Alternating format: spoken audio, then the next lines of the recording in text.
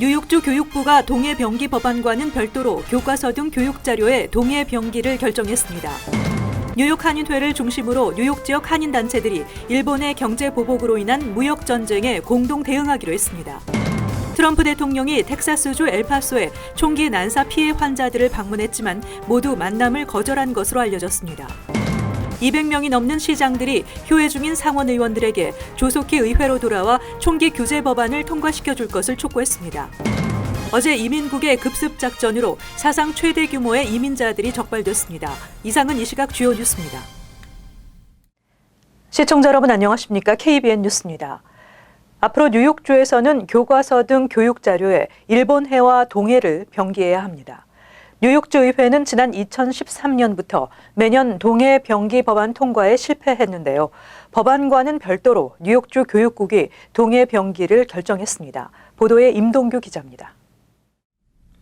이제 뉴욕주 모든 학교 교과서에 동해와 일본해가 같이 표기됩니다. 뉴욕주 상원 토비 스타비스키 의원과 주 하원 브라운스타인 의원은 오늘 기자회견을 열고 뉴욕주 교육국이 교과서에 동해를 일본해와 병기한다는 가이드라인을 공표했다고 밝혔습니다. 지난 5월 8일 스타비스키 의원은 교육국과의 만남을 통해 동해의 명칭에 대한 역사적인 근거를 뉴욕주 학생들에게 제대로 알려야 하며 한국인에게 동해 표기가 갖는 의미에 대해 교육국에 설명했고 교육국이 이를 받아들인 것입니다. We want to announce that the New York State Education Department has revised its guidelines on referencing the East Sea, and it shows the sensitivity that I think the community and the recognition and respect for the Korean cultural heritage that we have been asking for. And 이제 뉴욕주 학교에서 학생들에게 동해를 가르칠 때 동해와 일본해의 병기 이유와 역사적인 배경을 설명해야 합니다. 스타비스키 의원은 교육국의 동해 병기 채택까지 바른 역사를 학생들에게 가르치려는 많은 한인 단체들의 노력이 있었다고 말했습니다. 시 오브 재팬으로 있던 거가 이스트3로 있는 것 자체가 그 일본으로 하여금 그 독도가 자기 땅이라는 거가 허구라는 거가 확인이 되는 거고요. 또 뉴욕에서 교과서가 바뀐다는 거는 이 세계의 지붕인 뉴욕에서 세계가 바뀔 수 있는 그런 아주 큰 계기가 되고 뉴욕주는 지난 2013년 이후 매년 주의회에 동해병기 법안을 상정했지만 통과에 실패해 의회가 아닌 교육국을 통한 병기를 이뤄냈습니다. KBN 뉴스 임동규입니다. 뉴욕 한인회를 중심으로 뉴욕 지역 한인 단체들이 일본의 경제 보복으로 인한 무역 전쟁에 공동 대응하기로 했습니다. 불매운동 등 구체적인 행동을 약속하진 않았지만 정치인들을 대상으로 일본의 부당함을 알리는 등 공동 대응을 약속했습니다. 임동규 기자가 전해드립니다. 오늘 오전 플러싱 대동연회장에서 열린 한일 관계 관련 회의. 30여 명의 뉴욕 지역 한인 단체장들이 참여해 최근 벌어지고 있는 한국에 대한 일본의 무역 보복 조치에 대한 각자의 의견을 밝혔습니다. 미국에 있는 사람들로서 우리가 한국을 위해서 분명히 우리가 뭔가 강력하게 해야 된다고 생각하고 일본 대사관에 가서도 강력하게 우리 메시지를 전하고 트럼프 대통령한테도 편지를 보내고 우리가 살고 있는 각 지역에서도 강력하게 얘기를 해서 유엔 본부 앞에서 우리가 대대적으로 교포 동포들이 여기서 붐을 일으켜서 미 전역을 휩쓸면서 해외 동포들이 다 참여할 수 있고 하는 좋은 기회가 될 것 같습니다. 우리가 불매 운동도 필요하지만 2020년 올림픽을 앞두고 있는 일본을 향해서 전 세계에 일본에 이렇게 그 야만적인 행동들을 알리면서 올림픽을 저지해야 된다고 봅니다. 이게 한국과 일본의 무역 분쟁이 아니라 일본의 야만적인 그 2차 세계대전 때 그런 이슈 때문에 생긴 그런 반인류적인 이슈라는 것을 좀 더 부각하는 그러한 이슈로 우리가 정치인들을 선택해야 되지 않을까 그런 생각이 듭니다. 불매운동, 대규모 시위, 내년에 예정된 도쿄올림픽 거부운동 등 적극적인 대응을 주장하는 단체장들도 있었지만 신중한 대응을 당부하는 참석자들도 있었습니다. 강정책만이 최우선이 돼야 되느냐, 아니면은 좀 적당히 유화 정책을 써서 뭔가 국익을 도모하는 그런 방법들을 우리가 모색해야 되지 않겠느냐. 이 정치인들이 불매운동을 선동하고 발언을 하는 것은 적절치 못하다는 것을 저는 지적하고 싶고요. 실리를 집착을 좀 이게 해주었어야 좋았을 텐데 이런 부분에 좀 집착을 하다가 사실은 좀 일이 커지지 않았나 그런 생각을 합니다.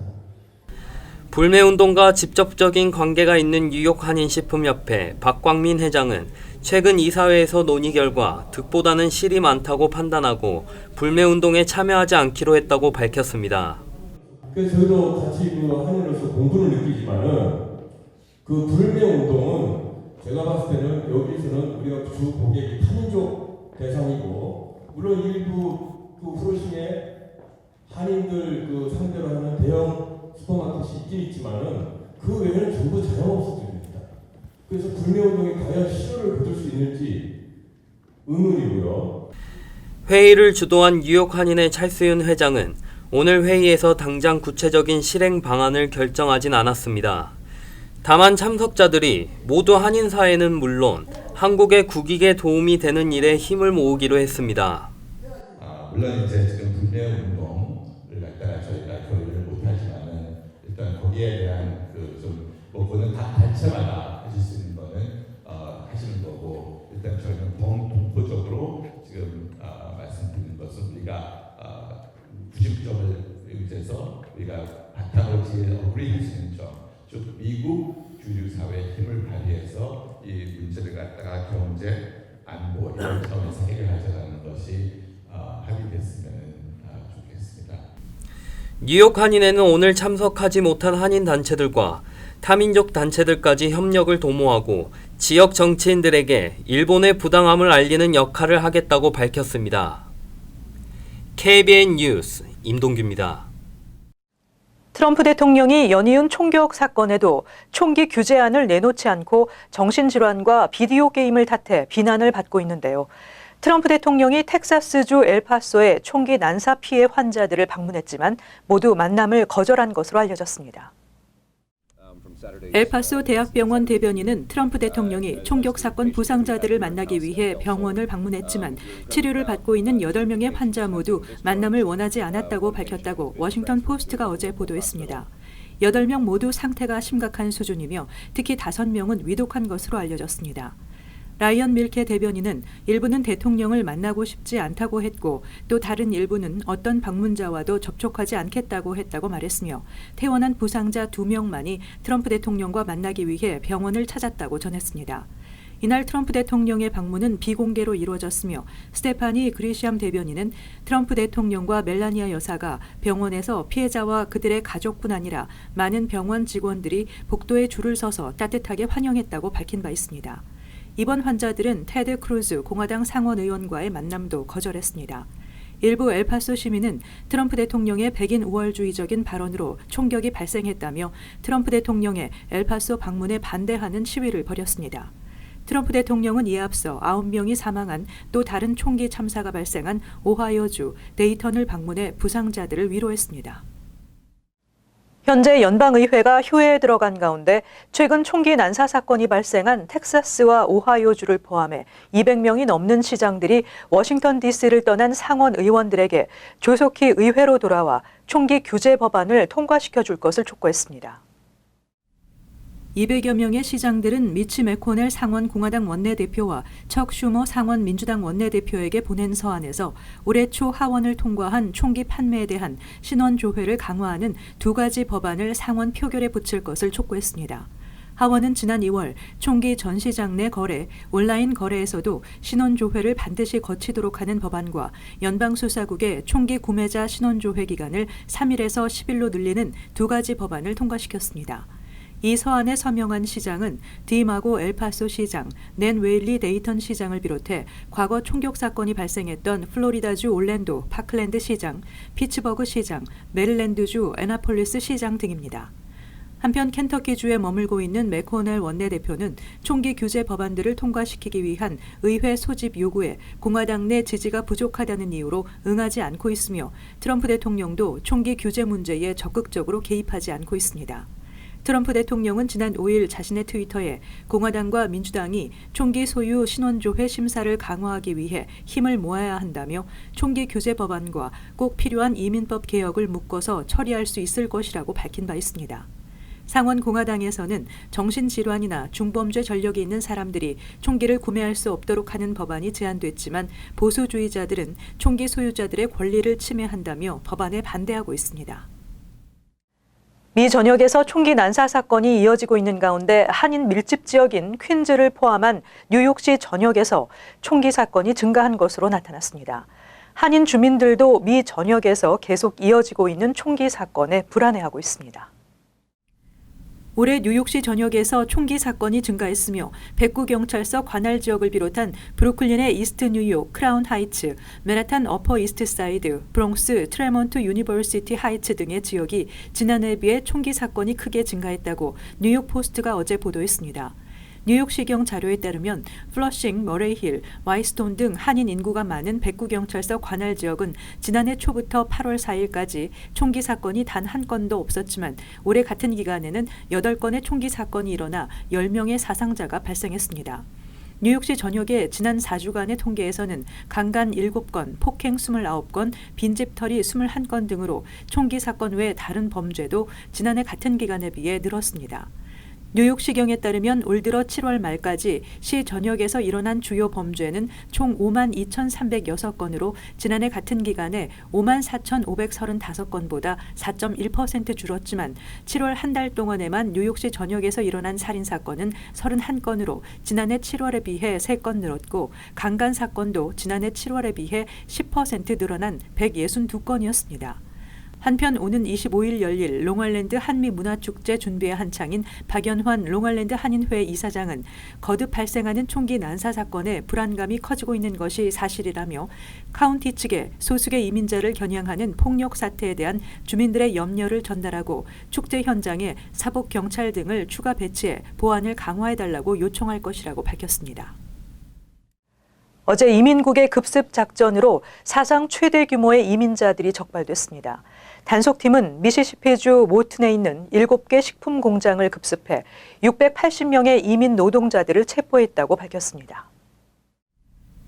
수색 대상인 미시시피주의 공장들은 5개 식품 회사의 생산 공장들로 이민세관 단속국 요원 600여 명이 일시에 투입돼 대대적인 검거 작전을 펼쳤다고 AP통신과 뉴욕타임즈 등 언론들이 보도했습니다.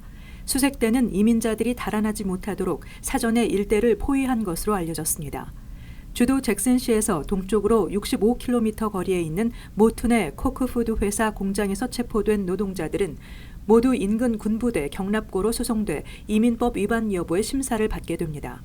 미시시피주는 전국에서 5번째로 많은 닭고기 가공 공장들이 들어서 있는 주로 노동력 대부분을 이민 노동자들이 채우고 있습니다. 닭고기 가공업은 잭슨 동쪽의 모튼을 비롯한 여러 마을의 경계를 좌우하고 있는 최대의 주력 산업입니다. 도널드 트럼프 대통령은 지난 7월 12일 법원의 강제 퇴거 처분을 받고도 미국 안에 머무는 불법 이민자에 대한 일제 검거 단속을 실시하겠다고 밝힌 바 있습니다. 이번 기습작전은 몇 달 전부터 계획됐던 것이지만 트럼프 대통령이 22명의 사망자를 낸 텍사스주 엘파소의 총격 사건 현장을 방문하기 불과 몇 시간 전에 급속히 이루어졌습니다. 매슈 앨번스 ICA 국장 대행은 이번 습격은 10여 년 내 최대 규모이자 단일 주에서 이루어진 것으로는 사상 최대 규모라고 말했습니다. 공적 부조 개정안 시행이 임박한 가운데 지난 3년여간 공적 부조 수혜 문제로 영주권을 거부당한 한인들이 770여 명에 달하는 것으로 나타났습니다. 또 영주권 발급이 거부된 후 보충 서류 제출을 통한 구제율도 갈수록 낮아지고 있습니다. 최근 정치 전문 매체 폴리티코가 연방 국무부로부터 입수한 자료에 따르면 지난 2016 회계년도부터 2019 회계년도 2분기까지 공적 부조 수혜로 인해 영주권 발급을 거절당한 한국 국적자는 무려 774명으로 집계됐습니다. 공적 부조로 인한 영주권 기각 한인은 지난 2016년 2명에 불과했지만 트럼프 행정부가 출범한 2017년 259명으로 무려 130배가 뛰었고 지난해에는 437명으로 전년도보다 2배가 늘어났고 지난해 10월 시작된 2019 회계년도 들어서만 77명으로 나타났습니다. 또 영주권 발급이 거부된 후 보충 서류 제출을 통한 구제율도 갈수록 낮아져 2017년도에는 영주권을 거절당한 259명 중 194명이 영주권을 받았고 다음 해에는 437명 중 385명, 올해는 77명 중 절반에 못 미치는 34명만이 영주권을 받았습니다. 연방 국무부는 이미 공적 부조를 받은 영주권 신청자뿐 아니라 경제적 문제로 미국에서 공적 부조 수혜 가능성이 높은 이민자도 공적 부조 수혜 문제로 영주권 발급을 거부하고 있습니다. 이번 통계에 따르면 올해 들어 지난 7월 29일까지 12,179명이 공적 부조 수혜 문제로 연방 국무부로부터 영주권을 기각당한 것으로 나타났습니다. 2016년에 비해 10배 이상 늘어난 것입니다. 지난해 10월 연방관보에 고시된 새 규정이 시행되면 현금성 복지 수혜뿐 아니라 메디케이드와 푸드스탬프, 섹션 A 주거 지원, 메디케어 파트 D 처방약 프로그램 등 비현금성 복지 수혜를 받은 이민자들도 영주권과 비이민 비자 취득에 제약을 받게 됩니다. 뉴저지주가 미국에서 가장 강력한 임금 보호법을 제정했습니다. 뉴저지 주정부는 초과 근무 수당과 최저 임금을 지불하지 않는 회사 업주들의 노동력 착취에 대한 법률을 강화했습니다. 세일라 올리버 부지사는 주지사 대리인으로 임금 강탈 법안에 서명했습니다. 법안은 초과 근무 수당과 최저 임금 미지급 등의 사실이 밝혀진 회사 업주는 건당 $500 이상 $1,000 이하의 벌금이 부과되며 10일 이상 90일 이하의 징역형에 처하도록 하고 있습니다. 반복 위반은 $1,000에서 $2,000, 10일에서 100일의 징역형이 가해집니다. 올리버 부지사는 뉴저지 이민자 보호단체 메이크 더 로드 뉴저지가 개최한 법안 서명식에서 많은 서류 미비자들이 임금 미지급으로 인한 노동력 착취의 희생자라는 현실에 동의했다며 회사 업주들이 이민자를 고용하면 법을 위반할 수 있고 그들의 권리를 빼앗을 수 있다는 생각을 하지 말라는 메시지를 주고 싶다고 말했습니다. 새 법에 따르면 직원이 초과 근무 수당과 최저임금 위반으로 소송을 제기할 시 미지급된 임금과 임금의 2배에 해당하는 손해배상금을 함께 요구할 수 있으며 임금 미지급의 이유로 클레임을 거는 직원들에게 보복하는 회사 업주의 경우 임금의 3배에 해당하는 책임을 질 수도 있습니다. 직원에게 $5,000 이상의 임금이 미지급된 사실이 드러나면 주 노동국이 해당 기업 업체에 대한 감사를 실시하고 위반이 계속되거나 손해배상 명령을 무시하면 사업 면허를 정지 해지할 수 있습니다.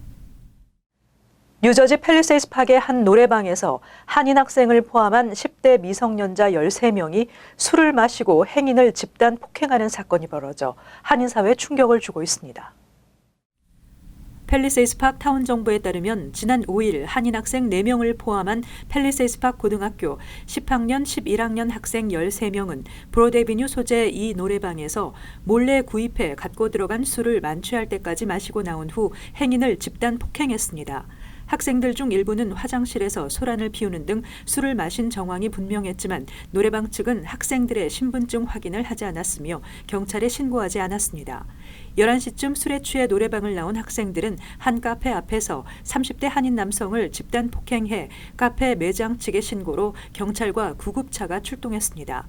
크리스 정 팰리세이드 파크 시장은 경찰로부터 사건을 보고받고 노래방 내 미성년자 음주 문제를 뿌리 뽑기 위해 단호히 대처하겠다는 입장을 밝혔습니다. 정 시장은 노래방 등에도 BYOB 라이센스 발급을 허용한 현행 팰리세이드 파크 조례 폐지를 추진하겠다는 입장입니다. 시카고 도심 인근에 전통 한복을 갖춰 입은 미셸 오바마 전 대통령 부인의 벽화가 등장해 관심을 모으고 있습니다.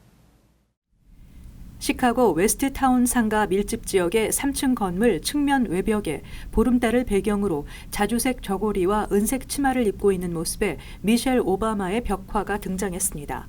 벽화가 그려진 건물은 최근 주인이 바뀐 한 식당으로 알려졌으며 벽화는 그래피티 아티스트 심찬양 씨가 지난달 말 스프레이 페인트를 이용해 제작했습니다.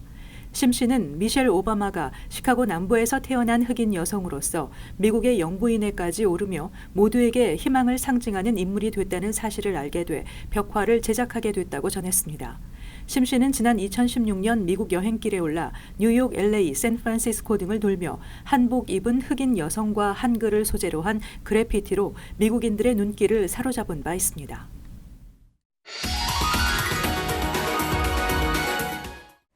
이어서 LA 지역 한인사회 소식입니다. 어제 LA 한인타운 한 복판에서 차량 총격 사건이 발생해 2명이 부상을 입었습니다.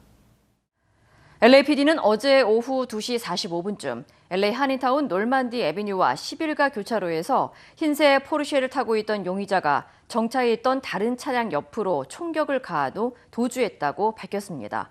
이로 인해 부상을 입은 피해자 2명은 병원으로 이송돼 치료를 받고 있으며 생명에는 지장이 없는 것으로 알려졌습니다. 당국에 따르면 용의자와 피해자의 정확한 신원은 아직 밝혀지지 않았지만 한인은 아닌 것으로 확인됐습니다. 한편 당국은 이번 사건의 개인 관련 여부는 아직 수사 중이라며 목격자들의 적극적인 제보를 당부했습니다. 최근 홍역 감염자가 LA 다운타운의 유니언 스테이션을 방문했던 것으로 드러났습니다. LA 카운티 보건국은 지난달 23일 오후 12시 15분부터 오후 3시 15분 사이에 홍역 감염자가 유니언역의 패소로스 트랜짓 버스 플라자 베이 8을 방문한 것으로 나타났다며 주민들에게 홍역 감염에 대한 주의를 당부했습니다. 이어 보건국은 현재까지 유니언 스테이션에서 홍역 감염자는 발생하지 않은 것으로 보고된 상태지만 잠복기가 최대 21일까지인 만큼 방문객은 홍역 감염 여부를 확인해 볼 것을 조언했습니다. 한편 올해 LA 카운티에서 주민 16명이 홍역에 감염된 것으로 알려졌습니다. 이어서 간추린 소식입니다. 제1교포 3세 손정희 회장이 이끄는 소프트뱅크 산하 사모펀드 포틀리스가 운영하는 뉴미디어 투자그룹이 USA 투데이 등 출판 매체 100여 개를 보유한 게닛을 인수했다고 뉴욕타임즈가 보도했습니다. 인수 금액은 14억 달러로 규제 당국과 양사 주주의 승인을 거쳐 올해 말까지 인수가 완료될 예정입니다.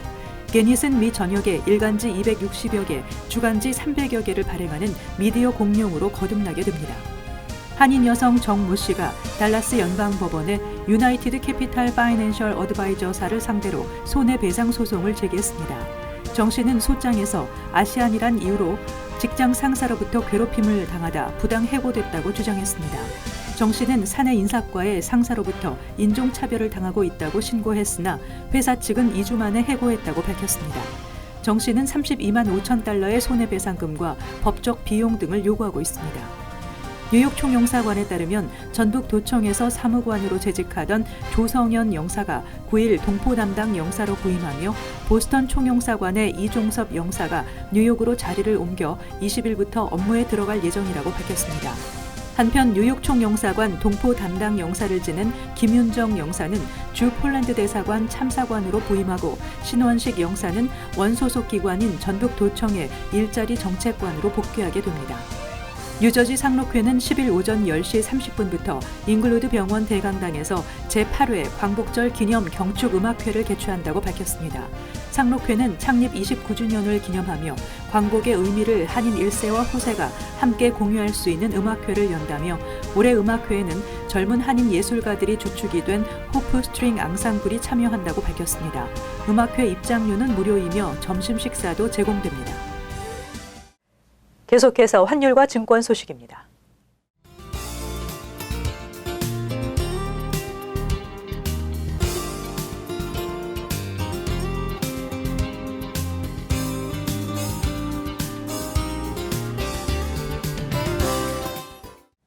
끝으로 날씨 전해드립니다. 금요일 대체로 맑겠습니다. 낮 최고 기온 84도, 섭씨 영상 29도, 밤 최저 기온은 66도, 섭씨 영상 19도 예상됩니다. 토요일 화창한 날씨 예상됩니다. 일요일 역시 맑겠습니다. 이상으로 KBN 뉴스를 마칩니다. 시청해주신 여러분 고맙습니다.